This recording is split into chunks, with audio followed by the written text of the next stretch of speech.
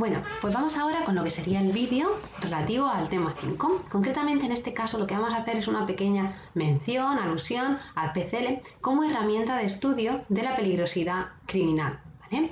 El PCL se utiliza principalmente para la valoración de rasgos psicopáticos.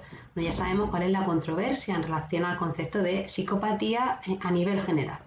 La controversia básicamente deviene pues de la comprensión del concepto, si específicamente puede hacerse alusión a una patología mental, a un desorden clínico con un diagnóstico clínico conforme a los manuales internacionales, o simplemente lo que hace este instrumento es una valoración de rasgos que efectivamente sí son disfuncionales a nivel cognitivo, afectivo, conductual, pero que en ningún caso vienen a comportar o a reunir los requisitos como para hablar de un diagnóstico clínico en sí mismo.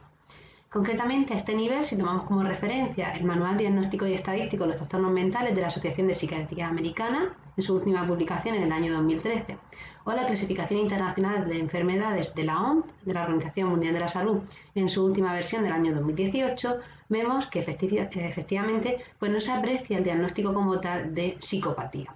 Sí que es cierto que cuando nosotros desglosamos la psicopatía conforme a este instrumento, conforme al PCL, vemos que se divide en dos factores generales. El primero de los factores haría más alusión a la presencia de rasgos relativos a un trastorno de personalidad narciso, mientras que el factor 2 lo haría en relación al trastorno antisocial, tal y como vamos a ver seguidamente.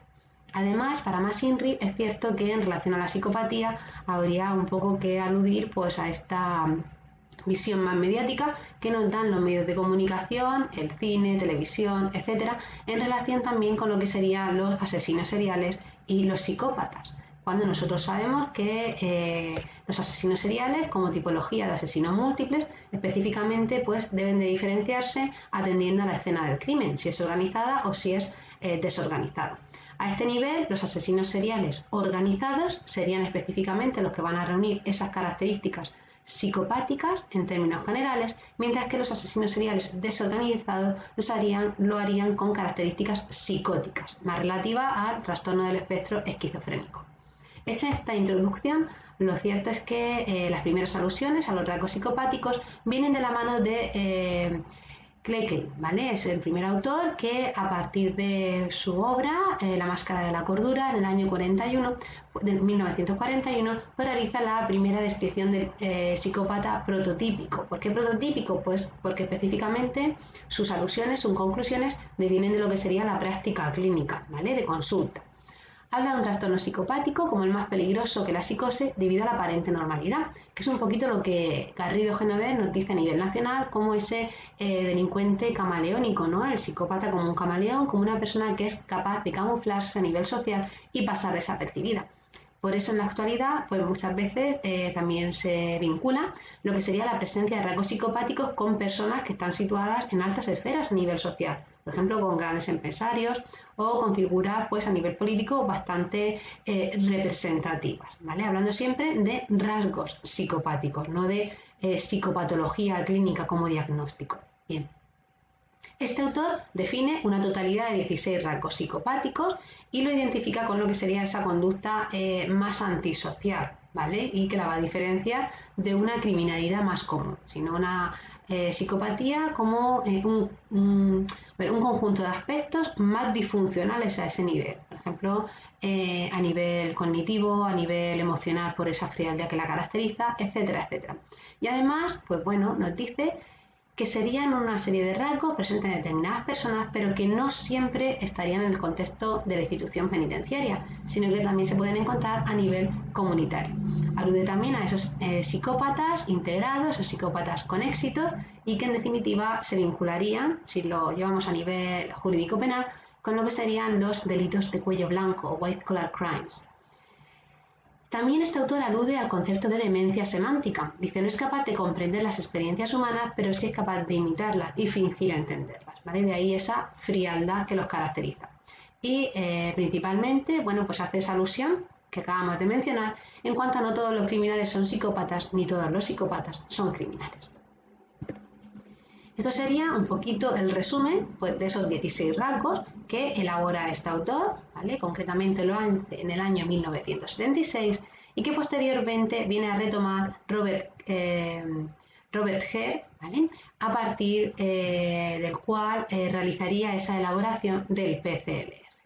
En este caso, bueno, pues tomando como referente a Clecchi de sus estudios clínicos y las aportaciones realizadas por Hare, lo que hace es acoplar esas características previas ya descritas en esos 16 ítems o 16 características en el entorno penitenciario, ¿vale? Y este autor expresa que, bueno, que la psicopatía se diferencia de otros cuadros psicopatológicos por la presencia de un patrón característico de síntomas afectivo, interpersonal y conductual, o síntomas afectivo, cognitivo, conductual, ¿vale? Serían como las tres facetas del comportamiento humano. Ya sabemos que de esas tres facetas, la que más interesa a efectos penales, que es la única sobre la que se puede pronunciar, sería la conducta, lo exteriorizable, ¿vale? Entonces, tomando como referencia el Manual de Psinconsciencia del año 93 de este autor y siendo el máximo experto mundial, la caracterización de la psicopatía vendrá a estar presente a través del PCL. El PCLR, en su versión revisada, nos permite obtener una idea del posible riesgo de reincidencia del sujeto en relación al término jurídico de peligrosidad. Aquí la cuestión es si efectivamente esa psicopatía puede comportar un cuadro clínico en cuanto a trastorno de personalidad, pero tenemos referentes internacionales que niegan tal afirmación, como pues, por ejemplo serían Adrian Raine o David Farrington. Así, tal y como indica Robert Hare, hablamos de una entidad clínica, puede llamarse así, pero que no es psicopatológica, ¿vale? Mejor nosotros pues vamos a decir una serie de comportamiento disfuncional a nivel de esas facetas, ¿no? A nivel afectivo, a nivel conductual y a nivel pues más cognitivo. Por ejemplo, entre las características básicas encontramos pues la falta de empatía, ansiedad, sentimientos de culpa, ¿vale? Ese control de la ansiedad es precisamente lo que luego hace que en el polígrafo pues no se detecte la mentira, ¿vale? La arrogancia, el egocentrismo, la manipulación, la dominancia, la irresponsabilidad, la impulsividad, ¿no? A efectos ya más conductuales, la necesidad de búsqueda de sensaciones, de cambio, etc. Acabamos de mencionar que, bueno, que son rasgos psicopáticos, lo vamos a medir, el manual por excelencia sería el PCLR, ¿vale? Para población adulta, pero también tenemos pues la versión que sería para jóvenes, el PCLYV, ¿vale? Lo tenemos en segunda de las imágenes, y el tercero, bueno, sería la Youth Version, ¿vale? Versión para jóvenes, y el tercero que es la versión Screening, ¿vale? Psychopathy Checklist Screening Version, ¿vale? Que sería la versión abreviada, en una versión mucho más rápida para conseguir obtener esa información sobre esas facetas o rasgos psicopáticos. Una estructura del PCLR sería la siguiente, ¿vale? Tenemos como autores más relevantes, ya hemos dicho a Milton Clecchi, Robert Hare, y dentro de aquí pues estos planos a nivel afectivo, a nivel interpersonal y a nivel conductual, ¿vale? Todos estos planos son los que específicamente van a tener cabida y valorarse conforme al PCLR, y tal y como vemos en la imagen, el PCLR pues se divide en dos factores generales. Sería el factor 1, interpersonal afectivo, vinculado con el trastorno narciso de la personalidad, ¿vale? Y el factor 2, relativo a la desviación social, vinculado con el trastorno antisocial de la personalidad. Además, pues cada uno de ellos se divide en dos facetas. La primera faceta sería la faceta interpersonal, la segunda faceta sería la faceta afectiva, la tercera relativa al estilo impulsivo y responsabilidad, y la faceta 4 al antisocial propiamente dicho. Si nosotros hacemos una valoración de todos estos ítems que hay aquí abajo, ¿vale? Observamos que cada ítem, ¿vale? puede puntuar de 0 a 2, siendo 0 la nula presencia y siendo 2 la máxima presencia de ese rasgo o de ese ítem en el sujeto. La máxima puntuación que podemos sacar al tener un total de 20 ítems sería de 40 puntos, es decir, 20 ítems por 2, que podría puntuar máximo cada ítem, sería un total de 40. Pudiendo decir que específicamente hay rasgos psicopáticos contundentes a partir de 30 o 33 puntos. Bien. Dicho ello, bueno, lo cierto es que aquí nos faltarían dos ítems, que sería el 11 y el 17, porque no encuadran directamente ni en el factor 1 ni en el factor 2. Pues propiamente, por ejemplo, uno de ellos sería el relativo a las conductas sexuales promiscuas, ¿vale? Entonces, eso habría que valorarlo de manera independiente, ¿vale? Además de o aparte de esta recogida de datos. Conforme a estas puntuaciones, pues sabemos que el factor 1, si contamos los ítems que tienen o los aspectos, que serían un total de 1, 2, 3, 4 en la primera faceta y 1, 2, 3, 4 en la segunda faceta, podremos decir que 8 características van a ser las que definan al factor 1, ¿vale? 8 rasgos generales, donde la puntuación máxima para el factor 1 será de 16, es decir, 8 por 2, 16. En cambio, si nos vamos al factor 2, vemos que hay un total de 10 factores. Por tanto, la puntuación máxima que yo puedo obtener aquí sería de 20 puntos, ¿vale? 20 y 16, 36 puntos, ¿vale? Podríamos hablar de rasgos contundentes a nivel psicopático sin la valoración de los otros dos ítems que previamente hemos dicho, el 11 y el 17.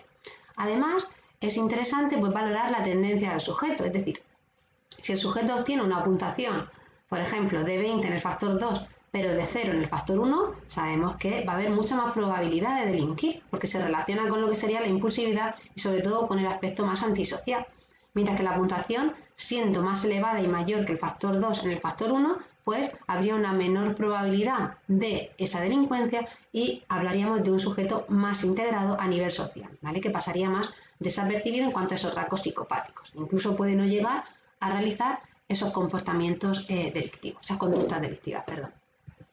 Bien, pues ya para finalizar, bueno, pues aquí tenemos esos 20 rasgos, como veis aquí está el 17, ¿vale? De múltiples relaciones sexuales maritales breves y el 11 de la promiscuidad sexual, ¿vale? Serían los dos que no encajan directamente ni en el factor 1 ni en el factor 2, pero sí que lo tendríamos que tener en cuenta. En cualquier caso, estos serían los ítems. A la hora de valorarlos en el sujeto, estos ítems se presentarían de una manera mezclados entre ellos, de manera que, bueno, que se pueda controlar también un poquito la tendencia en la respuesta del individuo, ¿vale? Se presentarían de forma intercalada. Finalmente, bueno, pues aludir al que el PCLR es una herramienta más adicional a otros instrumentos y que en cualquier caso las conclusiones que tenemos o que obtenemos de esta valoración hay siempre que contrastarlas y complementarlas con más información. Pues nada más, muchísimas gracias por vuestra atención.